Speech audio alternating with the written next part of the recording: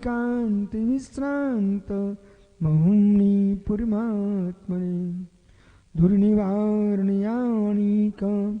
ब्रोधविध्वंसन औषधि स्यात्कार जीवता जेनी सिद्धांत पद्धति संवेदन सिद्धाय जिनाय पुरमात्मने शुद्धि जीवास्तिकायाय नित्यानंद चिदे नमः नमोरियंताणं नमो सिद्धाणं नमो आर्याणं नमो वज्रायाणं नमो लोये सौविसाभूडं।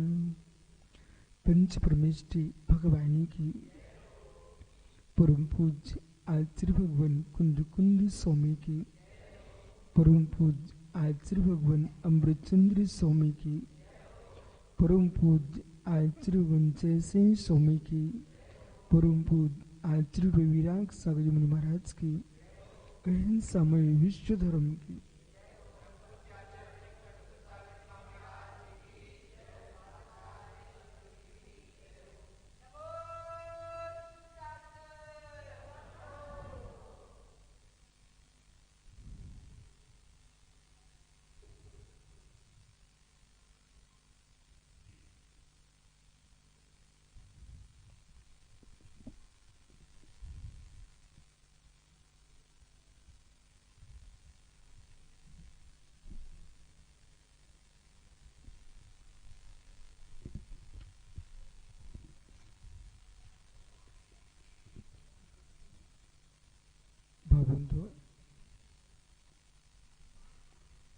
आचार्य प्रवर भगवत कुंद कुंद स्वामी ग्रंथराज पंचायती काजी में वस्तु श्राव की व्याख्या करते समझा रहे हैं। चैतन्य द्रव्य शुद्ध द्रव्य में ध्रुवणशील है। जीव चारवाक जैसा उत्पन्न होकर नाश नहीं होता, अविनाशी है। और अविनाशी जो है वो कैसा अविनाशी है? पर्यांतर को प्राप्त होता है लेकिन नाश को प्राप्त नहीं होता। आयु पूर्ण करके अगली पर्याय को प्राप्त होता है। ऐसा नहीं है कि एक जीव एक निश्चित समय तक जिया, इसके बाद पंचभूतों में विलीन हो गया, पांच भूतों में विलीन हो गया। ये चारवाक का सिद्धांत है, चारवाक की दृष्टि है। और पांच भूतों में के साथ जीव विलीन हो गया, पुण्य पाप धर्म कर्म ये सब व्यर्थ हो जाएगा। किसी को कोई भी डरने की आवश्यकता नहीं होगी। जो जो अनर्थ करना करता रहेगा। बोले क्यों? एक निश्चित समय में आत्मा विलीन हो जाएगी। ऐसी मानसिकता जिसकी है वह है नास्तिक है। नास्तिक है, उसको चैतन्य की ध्रुव सत्ता पर विश्वास नहीं है। परंतु यहां पर कह रहे हैं कि ऐसा नहीं है, ऐसा नहीं है। दूध को जैसे बर्तन में बदल देने से दूध ही रहेगा, जैसे मणि को निकाल करके दूसरे पात्र में रख दिया तो मणि उस दूध को प्रभावित करती है। ऐसी आत्मा एक शरीर से निकल करके दूसरे शरीर को प्रभावित करती है, दूसरा शरीर प्राप्त करती है, लेकिन आत्मा का विनाश नहीं है। संपूर्ण साधना का मार्ग, संपूर्ण आराधना का मार्ग तभी फलित होगा सर्वप्रथम वक्ता को आत्मा की दीर्घकालिकता की सिद्धि करना चाहिए। स्वयं को भी आत्मा की त्रिकालिकता पर विश्वास हो और दूसरे को भी आत्मा की त्रिकालिकता का विश्वास कराना चाहिए। पुनर्भव का विचार करना चाहिए। जन्म मरण में अवस्तु का जन्म नहीं है और वस्तु का मरण नहीं है, पर्यांतर है। जन्म मरण में अवस्तु का उत्पाद नहीं है, वस्तु का नाश नहीं है, पर्यांतरण है, परिवर्तन है। और परिवर्तन ये वस्तु का धर्म है। इसलिए यहां पर स्वदेह प्रमाण की जो व्याख्या की है 33 नंबर की गाथा में इसी दृष्टि से की गई है। आगे 34वीं गाथा में इस विषय को और स्पष्ट करने वाले कुंद कुंद स्वामी। अब ये सुब्रत सागर जी निर्णय करना चाहिए कि आचार्य कुंद कुंद स्वामी को जगती के प्राणियों पर कितनी करुणा दृष्टि थी। उन्होंने इतनी करुणा दृष्टि से, दया दृष्टि से इन सिद्धांतों की निरूपण की है कि भावी काल में आने वाली पीढ़ी इस तत्व से अनभिज्ञ हो जाए। क्योंकि जड़वादी भौतिक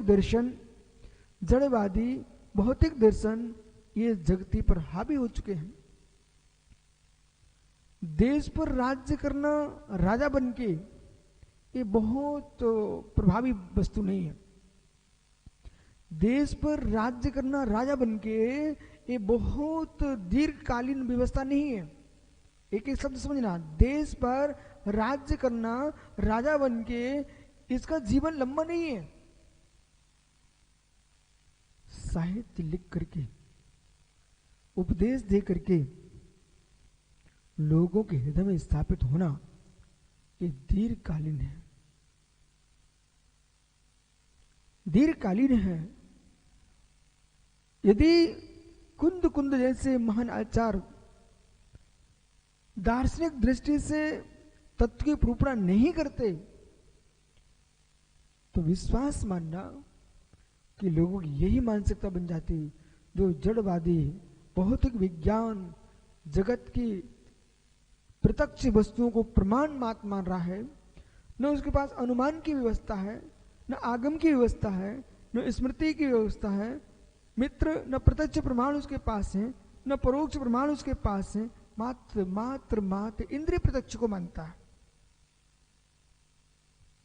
और इंद्रिय प्रत्यक्ष को मानने वाले की तुम बातों स्वीकार करोगे, आपकी आस्था समाप्त हो जाएगी। आज आपके सामने कुंद कुंद स्वामी नहीं है। बीच में एक बात को विशेष ध्यान रखना, विश्रुत सागर जी समय सार जी ग्रंथ का अध्ययन करके कुंद कुंद पर अंगुली ना उठाई जाए। समय सार में उन्होंने जो दृष्टि दी है वो शुद्ध आध्यात्मिक दृष्टि दी है। जो कर्म रहित आत्मा को सर्वथा शुद्ध मानते थे, जड़त्वभूत मानते थे, ऐसे लोगों को समझा। उन्होंने कहा कि आत्मा कर्म से शहीद होने पर भी हम कर्म रहित देख रहे हैं, प्रज्ञा से, दृष्टि से। उन्होंने स्पष्ट लिखा हुआ है बंध पूर्वक मोक्ष होता है। ये गाथा आचार्य कुंद कुंद की है। चक्रेश बंध पूर्वक मोक्ष होता है। बंधम चित्तोण, बंध का छेद करके ही मोक्ष होगा। इस गाथा ने क्या किया, दार्शनिक दृष्टि दी है कि जो सदाशिव थे, अनुपाय सिद्ध मानते थे, उनको कह दिया उपाय सिद्ध होता है आत्मा। उपाय सिद्ध है आत्मा, अनुपाय सिद्ध आत्मा नहीं है। जब तक बंध का छेद नहीं करेगा जीव, तब तक मोक्ष नहीं होगा। तो बंध का छेद किससे करेगा? रत्नात्रय धर्म से करेगा। अब माना कि कोई जीव द्रव्य रत्नात्रय को प्राप्त हो चुका, उसकी दृष्टि नहीं है परमात्मा पर, तब कुंद कुंद ने कहा मित्र समझ बड़ीमान धनता शिवाणी तवाच को बनता परमट बहिराजे त्रिडिवाणम न जनते। व्रत संयम नियमशील का पालन कर रहा है तो, परंतु परमार्पण दृष्टि नहीं है तो निर्वाण को प्राप्त नहीं कर सकते आप। इसलिए प्रतिक्षण प्रतिपल आपकी दृष्टि परमार्पण होना चाहिए। वस्तु को देखने की आंखें सबके पास हैं। आंखों से वस्तु को देखा जा सकता है, पर वस्तुत्व को आंखों से नहीं देखा जा सकता। समझ में आ रहा है क्या? वस्तु को नेत्रों से देखा जा सकता है, पर वस्तु के वस्तुत्व को नहीं जा सकता है। द्रव्य लिंग से युक्त मुनिराज को दर्शन किए जा सकते हैं आंखों से, लेकिन मुनित्व के दर्शन आंखों से नहीं होते, अनुभूति से होते हैं।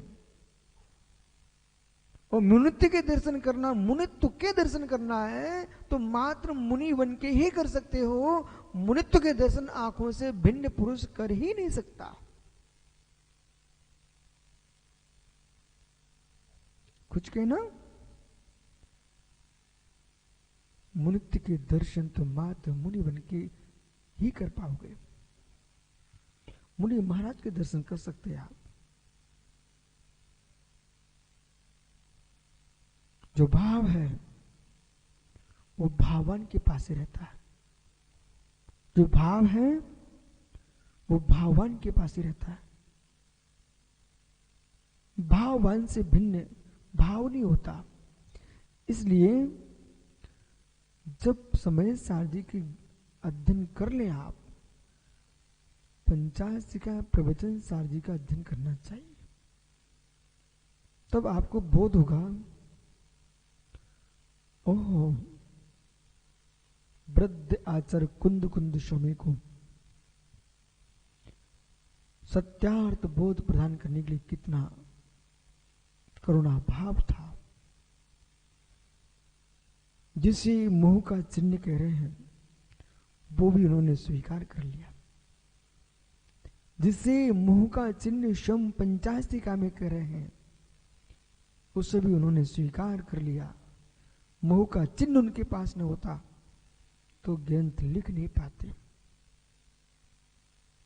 ये मोह का चिन्ह उनके पास था, लेकिन ये मोह ऐसा नहीं था जो कि अप्रशस्त भूत हो। ऐसा मोह नहीं था जो मित्र संसार वृद्धि का साधन बनता। उनका जो मोह का चिन्ह राग नहीं था, विष्णु बुद्धि रूप भोग रूप उनका प्रशस्त राग था, अनुराग भाव था कि इन ग्रंथों को समझ करके जगती के जीव तत्व निर्णय को प्राप्त कर पाएंगे।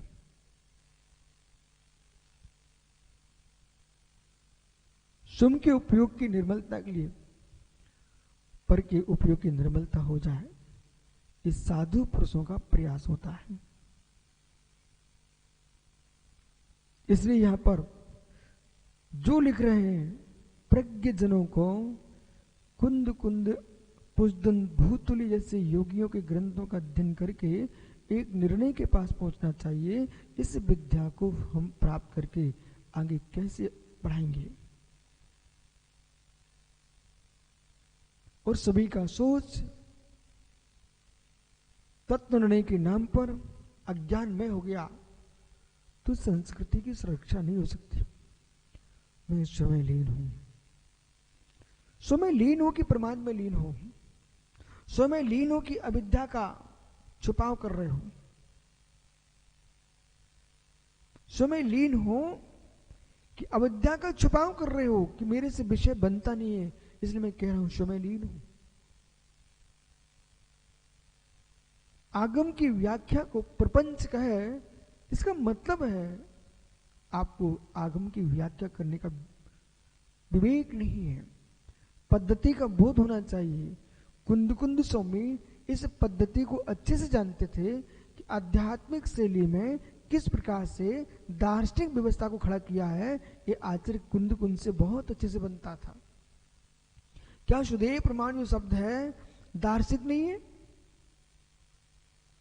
सुदेव प्रमाण जो शब्द है क्या दार्शनिक नहीं है? ये दार्शनिक शब्द है। जब एक अज्ञ प्राणी ने यूं कहा सुब्रत सागर जी कि जैन दर्शन को दर्शन में नहीं रखना चाहिए था,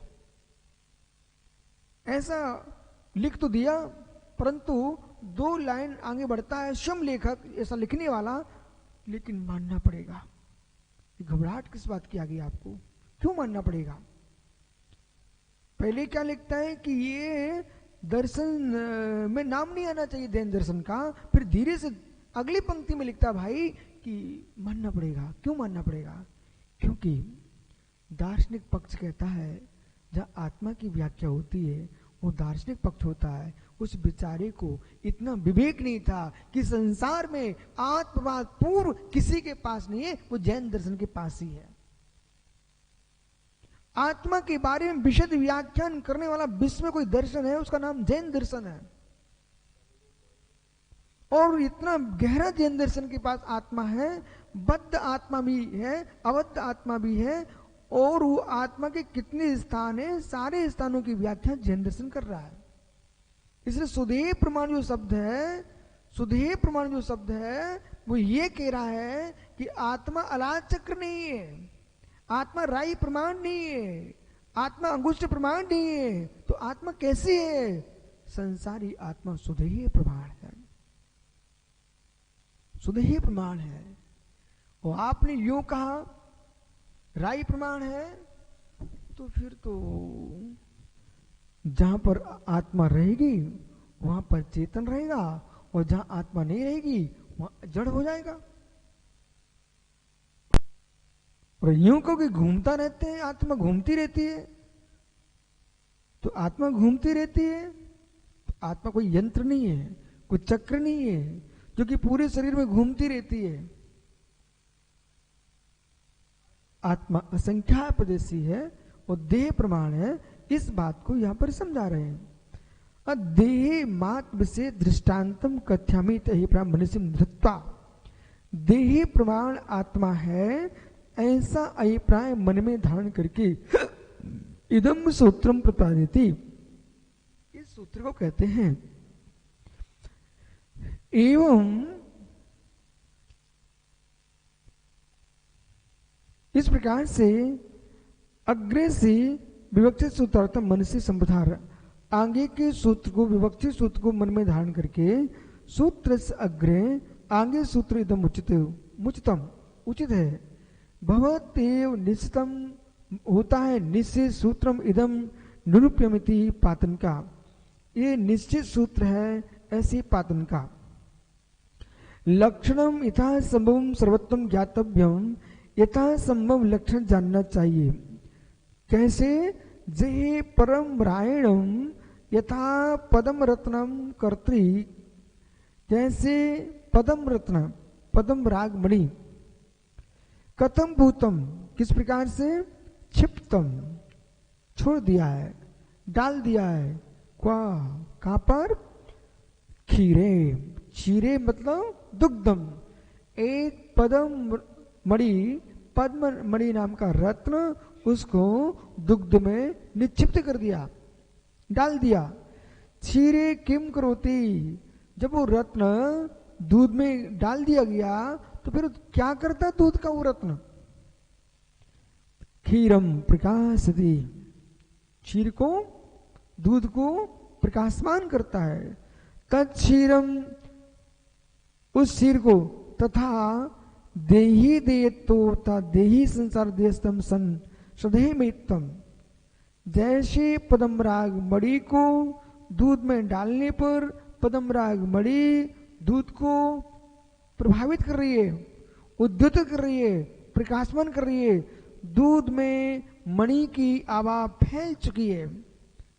ऋषभ, दूध में मणि की आभा फैल चुकी है, जितने प्रमाण दूध है उतने प्रमाण आभा है।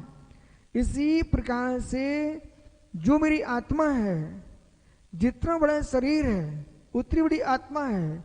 यहां आपने यूं दबाया तो संवेदन होगा कि नहीं होगा? ये संवेदन शरीर नहीं कर रहा है, आत्मा कर रही है। जहां जहां आत्मदेश है वहां वह संवेदन होगा। आप छोटे थे तब वो छोटे रूप में थी, शरीर बड़ा हो गया, आत्मा तद्रूप बड़ी होती चली गई। इसी प्रकार से जिन जीवों की मानसिकता है कि आत्मा तो राई प्रमाण है, यदि आत्मा राई प्रमाण हो गई तो संपूर्ण शरीर जो है ना उस एक राई के स्थान पर चेतन होगा, बाकी सूजा चुभो, अग्नि लगा दो, उसको कोई वेदना नहीं होगा। ऐसा नहीं है। पैर में कांटा चुभता है, संवेदन होता है सर्वांग में। मस्तिष्क में कोई पत्थर लग जाए, संवेदन होता है सर्वांग में। इसलिए आत्मा दाने के बराबर नहीं है। सरसों के बराबर नहीं है, आत्मा स्वयं प्रमाणी है। देह संसारत्व, संसारी जीव देहस्तम सनाम, देह में स्थित होकर के सदेह मित्रम प्रभासती, सुदेह मात्रम प्रकाशती, अपने शरीर प्रमाण को प्रकाशित करता है। तद्यथा अत्र पदम राग शब्दे ने पदम राग प्रभा गृहते, यहां पर पदम राग शब्द से पदम राग रत्न ग्रहण ना करके पदम राग प्रभा गृहते, जो दूध में तुमने रतन डाला है वो रतन नहीं फैलता, रत्न तो वहां उतना ही रहता जितना बड़ा है, उस रतन की आभा फैलती है। समझ में आ रहा ना? पदम राग मणि की आभा फैलती है। न च रत्नम यथा पदम राग प्रभा समूह क्षीरे चिप्त क्षीरम व्यापनोति, जैसे पदम राग रत्न दूध में डालने पर वो दूध के लिए क्षीर प्रभा को व्याप्त करता है, प्रभाव उसकी। तथा जीवोपि सुदेह तो वर्तमान काले, ऐसे जीव सुदेह में स्थित वर्तमान काल में तम देहम प्राप्नोति, जो जीव जितने प्रमाण शरीर में वर्तमान में स्थित है वो आत्मा उतने शरीर में व्याप्त हो जाती है। अथवा यथा विशिष्ट अग्नि संयोग वसात, जैसे विशिष्ट अग्नि के संयोग के वक्त से, जैसा आचार्य अमृतचंद स्वामी ने पूर्व में अपनी टीका समय टीका में कहा था, वैसा ही यहां पर आचार्य जैसे स्वामी तात्पर्य वृत्ति में समझा रहे हैं। विशेष संयोग क्षीरम वर्धमान स्थिति, जैसे अग्नि का संयोग हो जाए तो दूध में उबाल आता है, जब दूध में उबाल आता है तो दूध ऊपर उठने लगता है। पदमराग्नि प्रभा संवर्तते, अब जो उसके अंदर उस दुग्ध के पात्र में पदमराग मणि पड़ा हुआ है, जैसे दूध ऊपर उठता है तो उसकी आभा भी ऊपर उठने लगती है।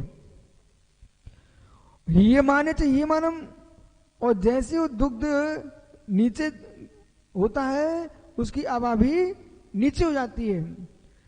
तथा विशिष्ट, अब सुनिए यहां आपको कुछ बातों पर ध्यान रखना है। दृष्टांत समझते समय गहरे सिद्धांत भी समझना चाहिए। जो लोग बनावटी बैराग की बातें करते हैं उन लोगों को बहुत अच्छे सुनना चाहिए। मित्र, हम उपादान को अवश्य मानते हैं, निमित्त का अभाव नहीं करते। इससे कुपोषण जो शब्द आता, कुपोषण, उसको समझा रहे हैं, सुनिए ध्यान से।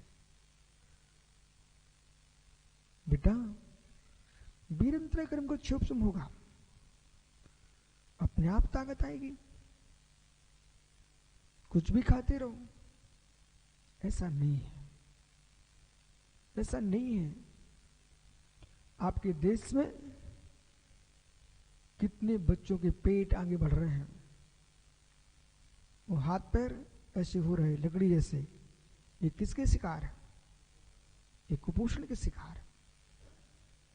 बोला जिससे जितना काम लेते हो उसको उतना आपको द्रव्य भी देना चाहिए। यदि आपने ऐसा नहीं किया तो मित्र तुमको हत्या का दोष लगेगा। तुम्हारे घर में पशु पक्षी हैं, उनको आपने समय पर भोजन पानी नहीं दिया और बंधन में रखे हो, आपके अहिंसा मर्द का पालन नहीं हो रहा। आपके अधीन कोई व्रत है, नौकर आदि है, काम करो काम करो, काम ही काम कराते रहते हो, उनको समय पर भोजन पानी की व्यवस्था नहीं कर रहे हो, आपको अहिंसा व्रत में दोष लगेगा। माँ, भले तुम्हारे घर में बहू बेटियां हो, इस शब्द का प्रयोग करना, बोले बहू खाती रहती काम करती नहीं है, ये आपकी क्रूरता है, ये सासू की क्रूरता है। जैसे अपनी बेटी को खिलाती हो ऐसे आप बहू को भी खिलाइए। तो मित्र, बेटी तुम्हारे घर में रोज रोटी बनाने नहीं आएगी, बहू तुमको रोज रोटी बनाए खिलाएगी। जो तुम्हारे अधीनस्थ है उसको भोजन दीजिए। ऋषभ पिताजी कहते बेटा पढ़ाई कीजिए, वो पढ़ाई की तो बात करते हैं, कभी बेटे को एक गिलास दूध पीने की बात नहीं करते। कुपोषण का शिकार बच्चा बना है, उसका माथा दर्द कर रहा है, तुम कैसे कह सकते कि भाई पढ़ाई कीजिए। पीयूष निखेल, जितना द्रव्य तुमने ग्रहण किया है उतनी मेहनत भी करना पड़ेगी, नहीं द्रव्य उल्टा प्रभाव करेगा। वो मेहनत अधिक की है और द्रव्य नहीं है तो विषय ऐसा है, बिना तेल के गाड़ी खींचे कितनी खींचेगी, अंत में चींची कर करके उसकी धुरी टूट जाएगी। इसलिए जैन मुनि भी साधना के काल में भी आहारचर्या को निकलते हैं, चाहे पंचम काल हो चाहे चतुर्थ काल हो, हर काल में मुनिराज ने आहारचर्या को निकले हुए हैं। क्यों? आयुर्वेद का सूत्र है, शरीर माध्यम खलु धर्म साधनम। शरीर के माध्यम से धर्म की साधना होगी, लेकिन इस सूत्र को पढ़ करके उसको पहलवान ना बनाए, जितनी आवश्यकता उतना ही ग्रहण करें। नहीं तो अवरल ने सोच लिया चलो कल से दूध में उठने दो, नहीं बेटा संयम नष्ट हो जाएगा, जितनी आवश्यकता उतना देना। अभी ये सूत्र यहाँ क्या कह रहा है आपको, एक सिद्धांत से कई सिद्धांत का बोध होता है। विशिष्ट आहार सदेह, विशिष्ट आहार बसात, विशिष्ट आहार के बस से वर्धमान स्थिति है। विशिष्ट आहार मिलेगा तो शरीर वर्धमान होगा। और ऐसी व्याप्ति मत लगाने कोई दुबला पतला है कि विशिष्ट आहार नहीं मिल रहा। उनका नामकरण का प्रमाण ही ऐसा है कि दुबले पतले, इसका मतलब ये नहीं कि 2 रोटी खा के जीते हों। तो कुछ ऐसे भी लोग हों अल्प आहार लेते हैं और बहुत मोटे दिखते हैं, तो कोई खिलाने वाला घबरा जाए, पता नहीं कितना खाता होगा। नहीं, उसके तो जीव के वहां कर्म भी काम करता है, 9 कर्म के साथ कर्म भी काम करता है। कुछ लोग दुबले पतले मस्त भोजन करते हैं लेकिन तब भी ये लकड़ी जैसे दिखते हैं, और कुछ लोग अल्प भोजन भी करते तब भी मस्त दिखते हैं। तो यहां उस जीव के श्रम का क्षोषम है। ठीक है, कभी कभी उल्टा भी हो जाता है। इसलिए आपको निमित्त नैमित्तिक संबंध पर ही ध्यान रखना है, उसमें न योगा न सर्वता का ध्यान रखना, न योग से लगाना सर्वता नहीं। और ये भी सिद्धांत रखना, इलक जी जितना कम खाएगा व्यक्ति उतना स्वस्थ रहेगा बेटा, और जितना सीमा किसे पार कर जाएगा वो बीमार रहेगा। और एक बार अधिक खा करके बीमार होने की आदत पड़ गई और जीवन भर स्वस्थ नहीं हो पाएगा, क्योंकि रसना पर नियंत्रण उसका होगा नहीं और पचा पाएगा नहीं। खाएगा वो तुरंत जाएगा, और जो तुरंत खा करके तुरंत दौड़ता हो सोच के लिए वो बीमार ही है।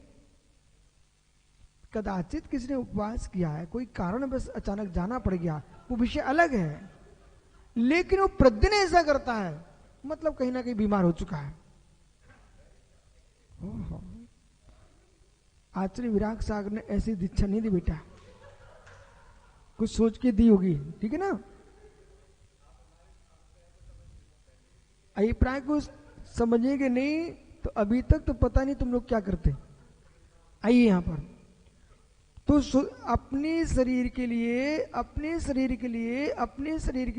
आपको स्वयं विवेक रखना चाहिए। साथ में यदि आपको मालूम चल चुका है कि संपूर्ण सागर जी को अमुक वस्तु ग्रहण करने से स्वास्थ्य बिगड़ता है, और फिर भी संपूर्ण सागर जी उसको ग्रहण करते बार बार, तो 100% अवश्य सेवन कर रहे हैं। संपूर्ण सागर का मतलब कोई भी जीव हो, इनको मालूम है कि मुझे बादाम खाने से बीमारी होती है, मुझे अधिक घी खाने से बीमारी होती है, और फिर भी खाएगा तो मित्र उसके लिए नियम से टमाटो खाने से गला लपकता है, खुजली होती है, उसको नियम से अवश्य खाने का दोष लगेगा। आगम वचन है, इसमें कोई हास्य कसाय नहीं है, आगम वचन है। बार बार आपको मेरा सिर दर्द कर रहा है, बार बार को मेरा गला दर्द कर रहा है, लेकिन मित्र ये तो खोजो ये तो खोजो कि बार बार मेरे मित्र तुम्हारे शरीर में खुजली हो रही है, तो अन्वेषण कीजिए। अनुपसेव्य नाम का वक्ष अपत्यकारी है, अपत्यकारी है, अवक्ष है। अवक्ष खाने की आपको यदि छूट हो मेरे मित्र, आप अपने मन से छूट मांग लीजिए, लेकिन अवश्य खाने से दुर्गति होती है उसे तुम टाल नहीं पाओगे। आइए इस पर।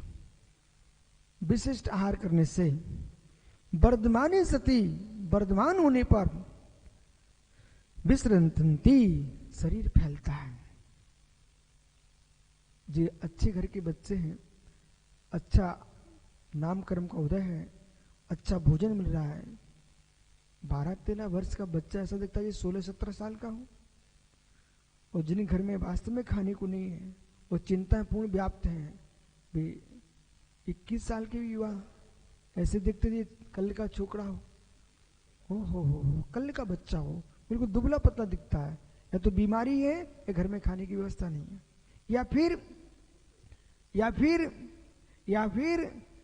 घर में खाने की व्यवस्था भी है, बीमारी भी नहीं है, लेकिन जान के बीमार रहता है, तनाव में जीता है, टेंशन में जीता है। उस सोमन घी भी पिए ना तब भी ऐसी जमीन पे गिरेगा। जिसके पास तनाव पड़ रहा है, जिसके हृदय में तनाव पड़ रहा है, वे कभी नहीं सोचे कि मेरे शरीर में शक्ति आएगी। प्रसन्न चित्त जियो, प्रसन्न चित्त जियो। और प्रसन्न चित्त तभी जी पाएंगे आप जब दूसरे की प्रसन्नता को अच्छे से देखना सीख लोगे। प्रसन्न तभी जी पाएंगे आप जब दूसरे की खुशी को भी खुश होकर देख पाओगे। प्रसन्न तभी जी पाओगे अपने दुख को देखकर भी प्रसन्न होना सीख लोगे। यदि आपके मस्तिष्क में कर्तृत्व बैठा हुआ है, विष्णु सागरी 3 काल में प्रसन्न नहीं रह पाओगे।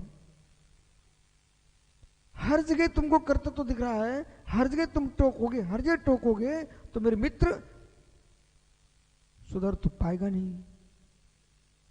वो नहीं सुधर रहा जिसका क्षोभ समय ऐसा है। पारस कहां है भाई? सौरभ, विष्णु सागर से हमसे सीखना चाहिए। हमारे पास सौरभ जैसे धुरंधर लोग हैं, लेकिन कुछ नहीं।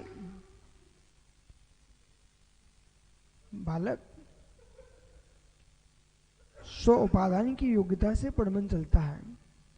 गुरु को शिक्षा देना चाहिए, गुरु को शिक्षा देना चाहिए, तो गुरु को विद्यार्थी अपना जीवन बर्बाद नहीं करना चाहिए।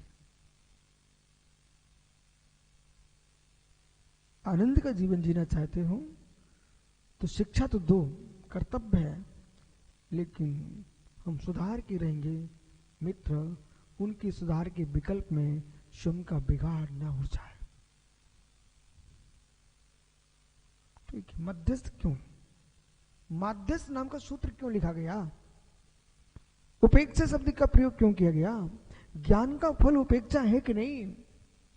महात्मा सद्भाव सागर जी, स्वयं की बुद्धि की भी उपेक्षा करना पड़ती है। इसको रहस्य को मैं आपको समझा रहा हूं। स्वयं की बुद्धि की भी उपेक्षा करना सीखो समत्व सागर जी, स्वयं की बुद्धि की सद्भाव सागर उपेक्षा करना सीखो। और जो स्वयं की बुद्धि की उपेक्षा करना नहीं जानता वो भोले जैसा मोटा नहीं हो सकता। स्वयं की बुद्धि की उपेक्षा करने सीखो चक्रेश। यदि चक्रेश किसी को अपने शरीर की, अपने संयम की, अपने चारित्र की, अपने शील की रक्षा करना हो तो स्वयं की उपेक्षा करना सीखना पड़ेगा। ये तुमने सीख लिया है कि हमको यशोधर सागर अच्छे नहीं लगते, ये जो तुमने सीखा कोई बहुत बड़ी बात नहीं सीखी, ये तो पशु पक्षी भी जानते हैं, पशु पक्षी भी जानते हैं। बंदरिया ने दूसरी बंदरिया का केला छीन लिया, उसने एक दिया गाल पर। पूछो भोले से, एक गाल पर दिया दूसरी बंदरिया को मित्र। और जिसने बंदरिया ने आके अपनी मां को केला दे दिया तो मुस्कुरा रही थी। विषय पकड़ना, आगरे में सुब्र सागर के आपने नहीं देखा? आगरा में प्रतिदिन आप जाते थे यमुना के किनारे कालिंदी के पास शुद्धि के लिए, रास्ते में एक आदमी पूरी गाड़ी भर के लाता था केले की। वो मात्र इतनी आवाज लगाता था, आओ, वो सारे बंदर इकट्ठे हो जाते तुरंत।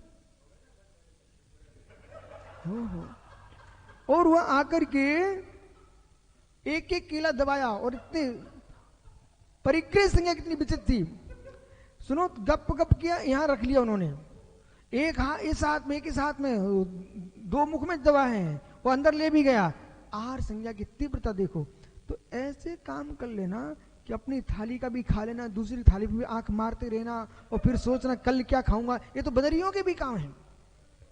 साधु पुरुष, जो सज्जन पुरुष होते हैं, तो मित्र शांति से बैठते हैं। अब विषय पकड़ना, यहां पर विषय यह है कि पर की वस्तु पर आंख घुमाते रहना, इसको तो बंदर बहुत अच्छे से घुमाना जानते हैं।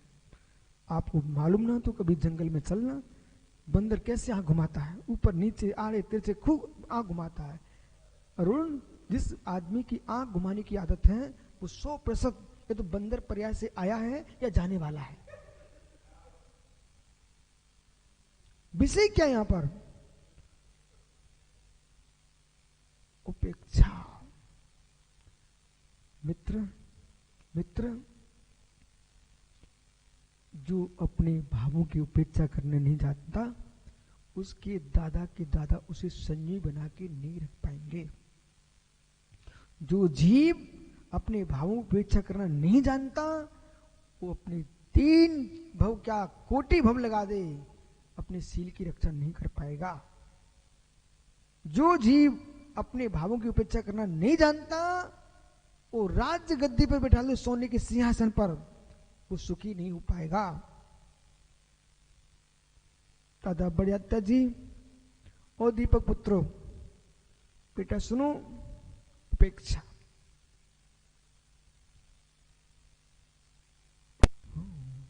जो लोग जेल में पड़े सड़ रहे हैं, उनके मन में भाव आया था, मैं पर स्त्री का सेवन करूं।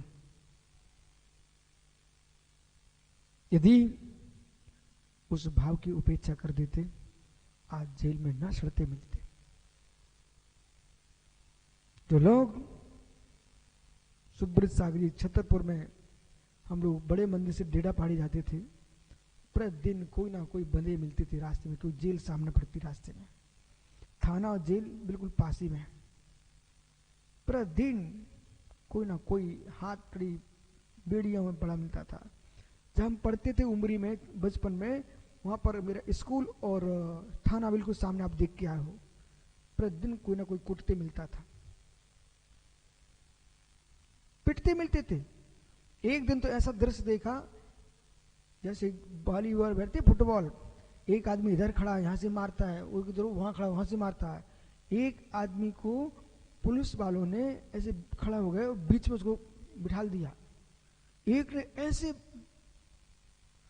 जूते पहन करके लात मारी, बेचारा एक उधर गिरा, उधर से उसने दूसरे ने मारी, उधर गिरा। हो। जब मनुष्य गति में ये विडंबना हो रही पापियों की, तो नरक में क्या दशा होती होगी। आप मेरे से यहां कुछ भी नहीं कह सकते हो, आपको स्वीकार करना पड़ेगा। जब इसकी चोरी करने के परिणाम हुए थे, मालूम कि हम बच्चों ने सुब्रत सागर जी इसमें क्या ऐसा पाप किया है जो इसको इस प्रकार से इधर से उधर पीटा जा रहा है। मालूम चला ये दूसरे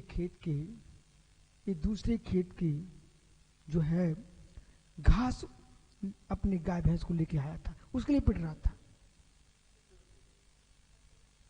तो रिपोर्ट क्यों नहीं होगी भाई? दूसरे खेत की तुम धान फसल अपने बैल गांव को खिलाओगे तो सामने वाला तो शिकायत करेगा ना।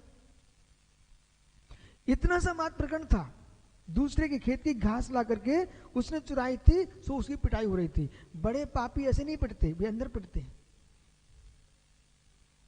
ओहो, इसलिए भोला जी, अपने भावों की उपेक्षा नहीं करोगे बेटा, 100% भावों की उपेक्षा नहीं करोगे, 100% मोक्ष नहीं मिलेगा। आपने भी भावों की उपेक्षा की, आप सब युवा हो, शादी के योग्य हो, तुमने भावों की उपेक्षा की, इसलिए तुम ब्रह्मचारी बन गए। अब जो ब्रह्मचारी अवस्था में जो नाना प्रकार के भाव उठते हैं, उनकी उपेक्षा कर दोगे तो तुम महाराज बन जाओगे। वो महाराज बन के जो नाना प्रकार के विचित्र भाव उठ रहे होंगे उनकी उपेक्षा कर दोगे तो अरिहंत भगवान बन जाओगे। अरिहंत बन के मित्र परम उपेक्षा प्रकट हो चुकी है, केवल ज्ञान प्रकट हो गया। उपेक्षा राज वार्तिक में आचार्य भट्ट टकलंग स्वामी ने उपेक्षा की परिभाषा क्या लिखी सारस्वत सागर जी?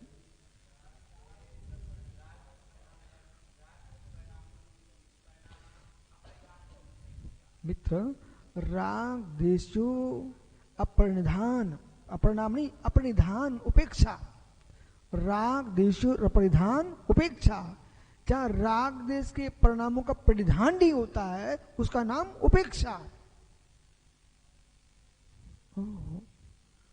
बहुत सारे जीव अनुराग उनके पास बेटा कहीं कष्ट नाम की वस्तु नहीं है, इसी बात का कष्ट है कि श्रेय के प्रवचन अच्छे क्यों हुए आज, तो परेशान हो जाएगा। मेरे प्रवचन अच्छे क्यों नहीं हुए, परेशान हो जाएगा। अरे मित्र तैयारी जैसी होंगी वैसा प्रवचन हो जाएगा। या फिर ज्ञान जैसा होगा वैसा व्याख्यान होगा, फिर तैयारी की आवश्यकता नहीं है। जैसा गहरा स्वाध्याय होगा संजन सागर जी वैसा गहरा उपदेश होगा, बराबर। तो मैं कह रहा था सद्भाव सागर जी इस बात को नहीं सोचना मेरा ही नाम क्यों लिया गया, ये सोचना है कि परिणामों की उपेक्षा, पर स्त्री की उपेक्षा, पर पुरुष की उपेक्षा, पर द्रव्य की उपेक्षा, ये सब करना सीख लिए लोगों ने। अपनी परिणामों की उपेक्षा करने से ही विशुद्धि स्थापित होती है। परिणाम तो बहुत होते हैं, तुम्हारे सौम्य सागर तो ये चाहते हैं कि मैं मुनि बन के चक्रवर्ती बन के बैठ जाऊं, क्या बन पा रहे क्या? उपेक्षा करना पड़ेगी। भाई इतना गहरा ज्ञानी है, जहां देखो उसको बोल नहीं है, जहां देखो उसको घुस नहीं है, और जब देखो आचार है नहीं है, आचार तो करनी है। उपेक्षा क्या लगाना यहां पर? उपेक्षा। हो उपेक्षा। फिर उनके गुरु महाराज डांटते हैं, वहां लगाना चाहिए ये डांट क्यों पड़ी? बोले मेरे मन में जो भाव आ रहे थे उनकी उपेक्षा नहीं कर पाए इसलिए मुझे डांट पड़ी। उपेक्षा। हो उपेक्षा। सागर जी परिणाम कलुषित क्यों हुए? उपेक्षा नहीं कर पाए इसलिए परिणाम कलुषित हुए, अपने भावों की उपेक्षा। हो उपेक्षा मतलब ये समझना है कि जैसे हम दूसरे से उपेक्षा कर रहे हैं, प्रणय सागर जी ओहो मैं तो वहां आहार करने नहीं जाऊंगा। जैसे तुम दूसरे की उपेक्षा कर रहे हो वहां परिणामों की उपेक्षा करो। ओहो उपेक्षा। उपेक्षा। सदैव सागर जी मैं तो देखूंगा ही नहीं, उन भावों की करो उपेक्षा। जो भाव तुमसे कह रहे मैं उनको देखूंगा ही नहीं। अरे मित्र द्वेष बुद्धि से राग बुद्धि से मत देखो, सहज दृष्टि जा रही है तुमको, वात्सल्य से देखना सीखो प्रत्येक जीव को, लेकिन जो भाव आपको कसातपन करा रहे हैं उन भावों की करो उपेक्षा। उपेक्षा। सत्ता में सब स्मृति में रहता है, समय पर निकलता विषय उपेक्षा। संपूर्ण जी सही तो सही है, मैं तो जाऊं नहीं कैलाश पाटनी की, यहां करो उपेक्षा। इसलिए विषय समझिए उपेक्षा।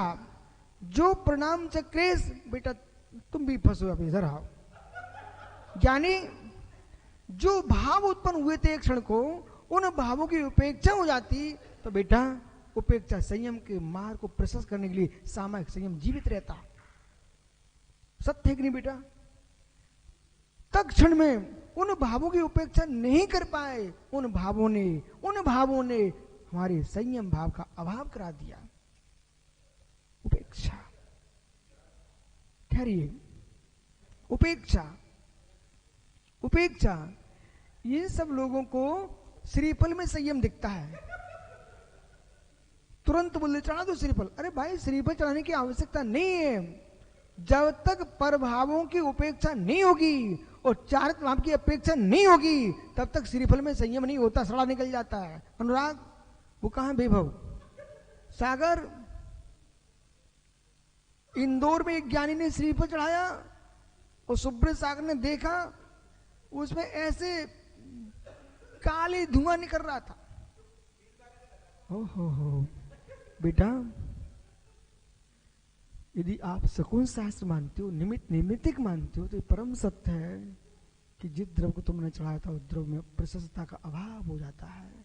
इसलिए जगती में आनंद में जीवन चाहना चाहते हो, जगती में आनंद में जीवन जीना चाहते हो, तो समत्वसार करो, निज भावों की भी उपेक्षा। मतलब परभाव तो परेशान करते ही नहीं है, सद्भूत मानने से देखो, परभाव तो परेशान करते नहीं है, निज व्यापक भाव से देखो।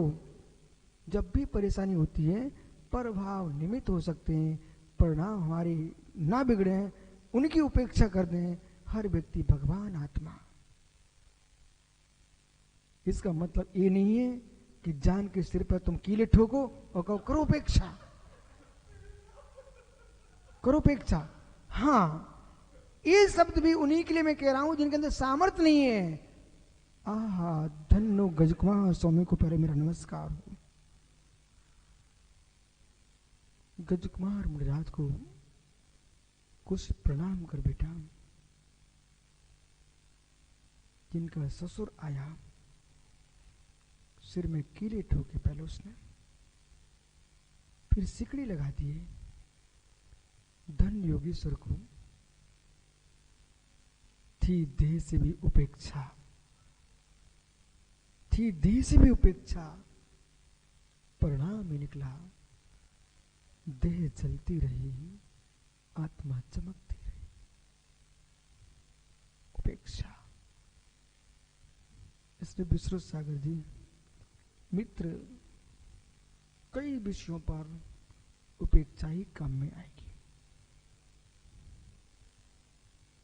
सामक संयम उन्हीं के पास जीवित रहता है जिनके पास उपेक्षा भाव जीवित है।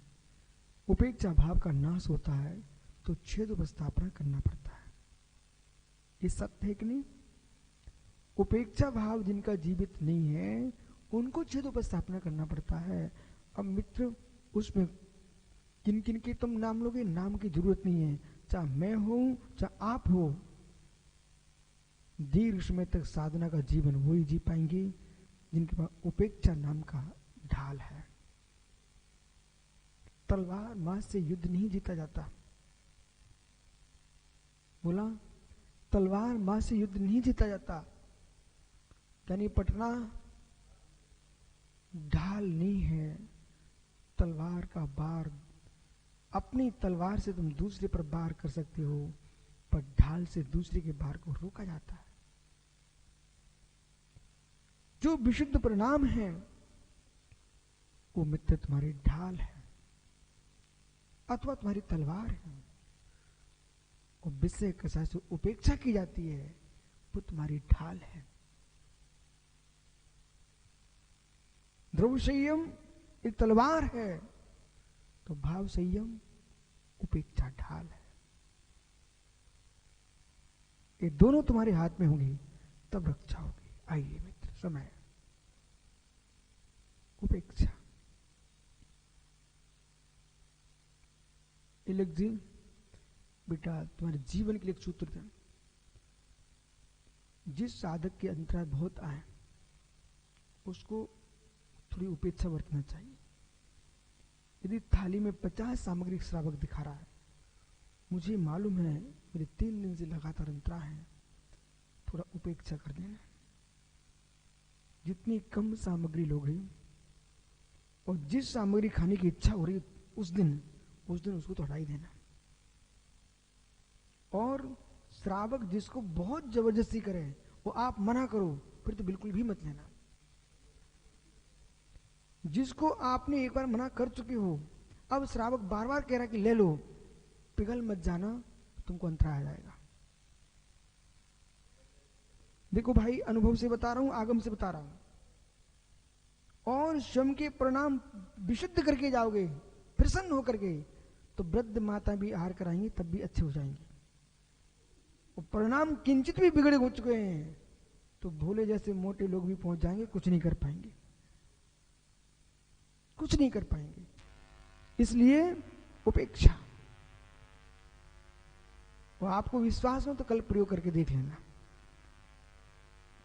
क्योंकि 1000 सामग्री रखोगे और वो देख नहीं पाता है तो मालूम भड़बड़ी में सब पटकता है। इस चक्कर में बेचारा साधु 24 घंटे के लिए निराहार हो जाता है। उपेक्षा। इससे मैं दानंतरा कर्म का बंद नहीं कर रहा हूं, नहीं तो सोचो आपने ऐसा बोल दिया मेरी कल थाली खाली हो जाएगी। ठीक है, उपेक्षा। आइए, विशिष्ट आहार वत्ते सदैव विस्तरन्ति जीव प्रदेशा। विशिष्ट आहार के होने से जीव के प्रदेश विस्तार होते हैं। ये माने संकृति गच्छन्ति, और ये मान होने पर संकुचित होते हैं। अथवा स ए प्रभा समोन्नत बहुत शरीर निक्षिप्त हो, बहुत शरीर में डालने पर बहुत शरीर में व्याप्त होती, बहुत दूध को व्याप्त करता है। स्तोकम व्याप्त होती, अल्प में डालेंगे तो अल्प को व्याप्त करता। तथा जीवोपि जगत्रे कालत्र, जीव भी जगत्रे कालत्र मध्य वर्ती समस्त द्रव्य गुण पर्यायी संपूर्ण गुण द्रव्य गुण पर्याय समय प्रदेशेन सर्व समर्थ विशुद्ध ज्ञान दर्शन स्वभाव, विशुद्ध ज्ञान दर्शन स्वभाव चैतन्य चमत्कार मात्र, चेतन चमत्कार मात्र शुद्ध जीवाकाय विलक्षण, शुद्ध जीवाका से विलक्षण मिथ्या राग आदि विकल्प परिवर्तम, मिथ्या राग से विकल्प उपर्जित शरीर नाम कर्म दे जनित, शरीर नाम कर्म के उद्देश्य से जनित विस्तरो उपसंहार अधीनत्वेन विस्तार उपसंहारते सर्वोत्कृष्ट अवगाह प्रणता सन, सर्वोत्कृष्ट उत्कृष्ट अवगाहन प्रणत हुआ। कितना मालूम? सहस्र योजन प्रमाणम महाम शरीरम व्यापनोति, 1000 योजन प्रमाण महामच्छ के शरीर के को प्राप्त होता है। व्याप्नोति जघन्य अवगाहन प्रणतम, वही जीव जघन्य प्रणत होता तो उसे घनांगुल असंख्य भाव प्रमता, उससे घनांगुल के असंख्या भाव प्रमात लब्ध पूर्ण सूक्ष्म निगोद शरीरम, लब्ध पर्याप्त सूक्ष्म निगोद शरीर को व्यापनोति व्याप्त करता है। मध्यम अवगाहने ने मध्य शरीराने च व्यापनोति, वो मध्य अवगाहना से मध्यम शरीर को प्राप्त होता है, ऐसा जानना चाहिए। इस प्रकार से सुधेय प्रमाण की व्याख्या करने वाले 33वीं गाथा पूर्व हुई। मात्र गाथा का उच्चारण कर लीजिए, फिर आगे कल चर्चा करेंगे यदि पर्याप्त तो। ये 34 नंबर की गाथा है। टीका अमृतचंद स्वामी की बहुत छोटी होने पर भी विषय बहुत गुण है, कल अपन चर्चा करेंगे। अत्र जीव से देह देहांतर स्मृतम, जीव देह से देहांतर को प्राप्त अस्तित्व को प्राप्त होता है। देह पृथक भूतम, देह से पृथक होकर के देहांतरम संचरण कारणम चोपन्यस्तम, देहांतर में संचरण करता है। इसका उपन्यास करेंगे, इसका विस्तार कल से चर्चा करेंगे। अत्य जीवो नये को एक इकट्ठो, अज्वसाण विसट्टो चिट्ठदी मलिनो रजे मलेही।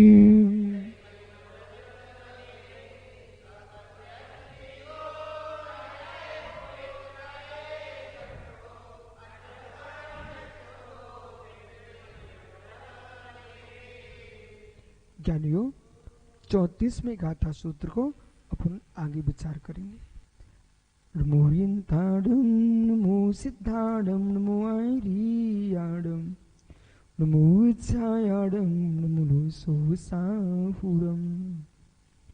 आत्मा स्वभावम परिभाव भिन्नम, आत्मा स्वभावम परिभाव, आत्मा का स्वभाव प्रभाव से अत्यंत भिन्न सौम्य की प्राणिक स्वाद्य निष्ठापन गेयम पूर्वाचार्य भाव प्रियम ने सौस्मितम से श्रुतोक्ति का